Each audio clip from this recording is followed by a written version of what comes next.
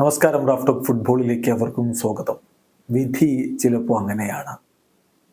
Thibaut Courtois ഇല്ലാതിരുന്ന സമയത്ത് Real മാഡ്രിഡിനായിട്ട് മിന്നിക്കത്തി കളിച്ചു Andry Lunin.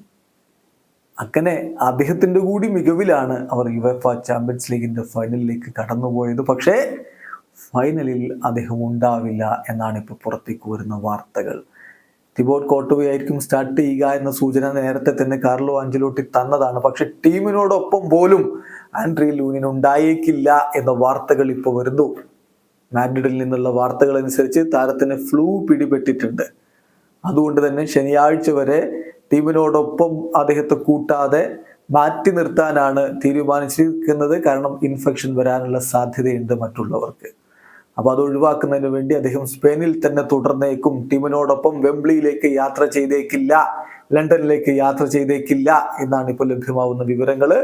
Andry Lunin will likely not travel with Real Madrid to London after getting the flu this week per multiple reports എന്ന് പറഞ്ഞുകൊണ്ട് PR football ഈ ഒരു വാർത്ത report ചെയ്യുന്നുണ്ട്. So അത് വല്ലാത്ത ദുഃഖകരമായ ഒരു കാര്യമാണ്. കാരണം ടീമിനെ ഈ നിലയിലേക്ക് എത്തിക്കാൻ വേണ്ടി പ്രധാന റോൾ വഹിച്ച ഒരാൾക്ക് ആ ഫൈനൽ കാണാൻ വേണ്ടി സ്റ്റേഡിയത്തിലേക്ക് എത്താൻ പറ്റാത്ത സ്ഥിതിവിശേഷം, അല്ലെങ്കിൽ ബെഞ്ചിലിരിക്കാനെങ്കിലും പറ്റാത്ത സ്ഥിതിവിശേഷം എന്ന് പറയുമ്പോൾ നിരാശജനകം തന്നെയാണ്. കോർട്ടുവയ്ക്ക് പരിക്ക് പറ്റിയ സമയത്ത് അദ്ദേഹം സ്റ്റെപ്പ് അപ്പ് ചെയ്തു, മികച്ച പ്രകടനം നടത്തി. നോക്കുക, ലീപ്സിഗിനെതിരെ 9 സേവുകളാണ് അദ്ദേഹം നടത്തിയത്. 1-0 ടീം വിജയിച്ചു കയറി.